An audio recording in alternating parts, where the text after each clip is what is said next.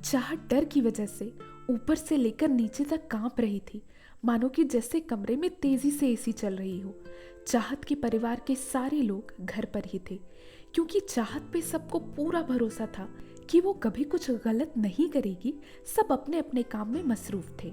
चाहत की माँ नाश्ता तैयार कर रही थी, जो चाहत अधूरा छोड़ कर आई थी। उसके पापा टीवी देख रहे थे और छोटा भाई समर्थ अपनी किताबों में मसरूफ था।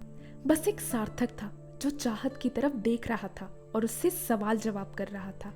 ऐसा नहीं है कि उसे चाहत पे भरोसा नहीं था, पर वो अपने बड़े भाई होने का फर्ज निभा रहा था। जैसे ही चाहत ने कहा, मैं एक लड़के से प्यार करती हूँ, सबकी नजरें चाहत की तरफ घूम गई। सारे लोग चाहत की तरफ ऐसे देख रहे थे जैसे कि उसने किसी के कत्ल का जुर्म कबूल कर लिया हो। चाहत की माँ ने गैस बंद किया और तेजी से चलती हुई वहां आई। सार्थक ने पूछा, क्या कहा तुमने? चाहत ने कहा, मैंने ये कहा कि मैं एक लड़के से प्यार करती हूँ और ये उसी लड़के का नंबर है। चाहत की माँ अब गुस्से से लाल हो चुकी थी। वो कहने लगी, पागल हो गई है क्या? ये सब क्या बातें कर रही हो तुम, वो भी अपने भाइयों और बाप के सामने? चाहत ने नम आंखों से कहा, हाँ माँ, एक लड़का है जिससे मैं प्यार करती हूँ और मैं उसी के साथ पूरी जिंदगी बिताना चाहती हूँ।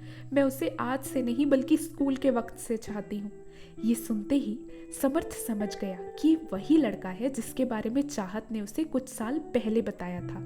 उसे लगा कि उसके इतना समझाने के बाद भी चाहत ऐसा कैसे कर सकती है, पर समर्थ चाहत को समझता था और उसे लगा कि 2 साल दूर रहने के बाद भी अगर चाहत का प्यार अभी तक बरकरार है तो कुछ तो बात होगी।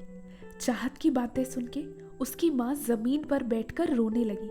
चाहत के पापा ज्यादा कुछ बोलते नहीं थे, तो फिलहाल वो चुप थे, बस चाहत की तरफ उदासी भरी निगाहों से देख रहे थे। उसके बड़े भाई सार्थक ने उससे और ऊंची आवाज में पूछा, कब से चल रहा है ये सब? हाँ, स्कूल के वक्त से चल रहा है ये सब?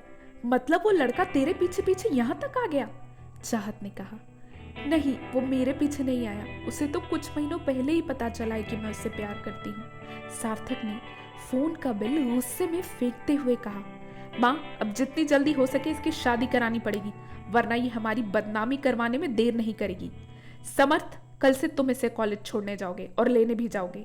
फिर चाहत की तरफ गुस्से में लाल हुई आंखों से देखते हुए कहा, तुम सुन लो, जितनी जल्दी हो सके उसे भूल जाओ। शादी तो तुम्हारी उससे होगी नहीं और मैं इस बात का ख्याल रखूंगा कि अब आगे के कुछ महीनों में ही तुम्हारी शादी हो जाए। ये कहकर वो वहां से चला गया।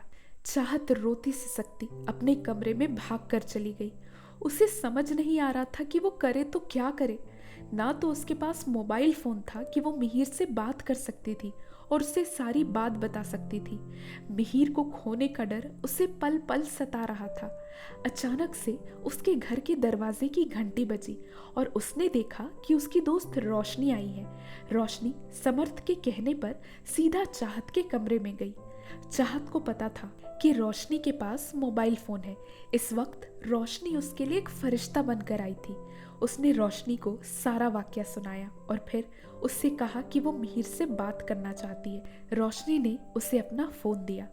चाहत ने मिहिर का नंबर लगाया। सामने से मिहिर ने कॉल उठाया और हेलो कहा। चाहत मिहिर की आवाज सुनकर कुछ कहने से पहले ही रोने लगी। मिहिर ने 1-2 बार पूछा, हेलो, कौन बोल रहा है? फिर मिहिर को धीरे से रोने की आवाज आई और फिर उसने पूछा, चाहत, क्या हुआ? सब ठीक है? तुम रो क्यों रही हो और ये नंबर किसका है? रोशनी ने चाहत के कंधे पे हाथ रखा और उसे संभाला। फिर चाहत ने मिहिर को पूरी बात बताई और सिसक सिसक कर रोने लगी। मिहिर ने चाहत को समझाया, तुम पहले तो रोना बंद करो, अब कोई चाहे कुछ भी कर ले, पर पूरी कायनात भी मुझे तुमसे दूर नहीं कर सकती। मैं तुमसे बेपनाह इश्क करता हूँ और ऐसे ही तुम्हें जाने नहीं दूंगा। अभी तुम चुपचाप खाना खा के सो जाओ, कल सुबह हम कॉलेज जाते वक्त बात करेंगे।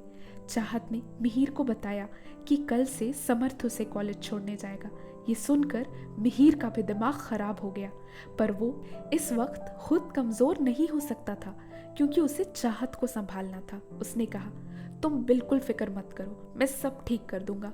पहले तुम जाओ, कुछ खाओ और चुपचाप सो जाओ। चाहत ने फोन रोशनी को देकर उसका शुक्र अदा किया और उसके जाने के बाद बिना कुछ खाए चुपचाप सो गई। मिहिर के कानों में चाहत की सिसकियां गूंज रही थी। उसने आज से पहले कभी चाहत को इस कदर रोते नहीं देखा था। उसने चाहत के सामने कुछ नहीं कहा, पर चाहत को खोने के डर ने मिहिर के मन में भी अपनी जगह बना ली थी। उसे कुछ समझ नहीं आ रहा था वो क्या करे। उसे लग रहा था कि अगर सच में चाहत को कोई और लड़के वाले देखने आए तो वो ये कभी बर्दाश्त नहीं कर पाएगा। मिहिर अपने कमरे में बैठे बैठे सब सोच रहा था कि अचानक उसकी माँ की आवाज आई बाहर से, मिहू आजा, मैंने खाना लगा दिया है। इस वक्त मिहिर के अंदर की भूख प्यास सब मिट चुकी थी। फिर भी वो बाहर गया और जाके खाने की जगह पर बैठ गया जहां उसके परिवार के सारे लोग बैठे थे।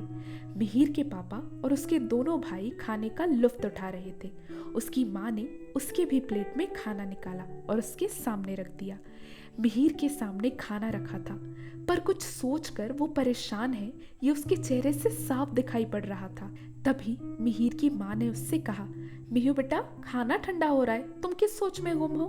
मिहिर ने अपनी माँ का चेहरा देखा और बिना कुछ सोचे समझे सीधे उसके मुंह से निकला, मैं एक लड़की से प्यार करता हूँ और उससे शादी करना चाहता हूँ। मैं चाहता हूँ आप लोग उसके घर मेरा रिश्ता लेकर जाएं। सभी के हाथ रुक गए और सबकी नजरें अब मिहिर पर थी। मिहिर का परिवार चाहत के परिवार जैसा नहीं था। उसे पता था कि शायद वो लोग शुरू में ना माने, पर अगर वो बहुत जिद करेगा तो उसकी बात जरूर मान जाएंगे। मिहिर के दोनों भाई मुस्कुरा रहे थे। उन्हें पता था कि अगर मिहिर ने एक बार कुछ ठान लिया तो वो उसे पूरा करके ही रहेगा। मिहिर के पापा ने बहुत ही नर्म लहजे में पूछा, कौन है वो और कहाँ रहती है। मिहिर ने जवाब दिया, उसका नाम चाहत है और वो ऊपरी माले में रहती है। मैं उसे स्कूल के वक्त से जानता हूँ। अब मैं उससे बहुत प्यार करता हूँ और उसी से शादी करना चाहता हूँ। मिहिर ने ये कहते हुए अपने घर वालों के सामने चाहत की बताई हुई सारी बातें बता दी और फिर कहने लगा, इससे पहले कि उसके घर वाले कहीं और उसकी शादी करा दें, मैं चाहता हूँ कि आप लोग उसके घर जाके उसका हाथ मांगे मेरे लिए। मिहिर के पापा ने उससे पूछा, वो जो ऊपर चक्रवर्ती फैमिली रहती है, तुम उनकी बेटी की बात कर रहे हो। मिहिर ने हाँ में सिर हिलाया। अब उसके पापा गुस्से में थे और उन्होंने कहा, तुम्हें पता नहीं है वो लोग बंगाली हैं? तुम एक बंगाली लड़की से शादी करना चाहते हो? अगर कोई राजस्थानी लड़की होती तो फिर भी मैं इस बारे में सोच सकता था, पर एक बंगाली लड़की से मैं कभी तुम्हारी शादी नहीं होने दूंगा।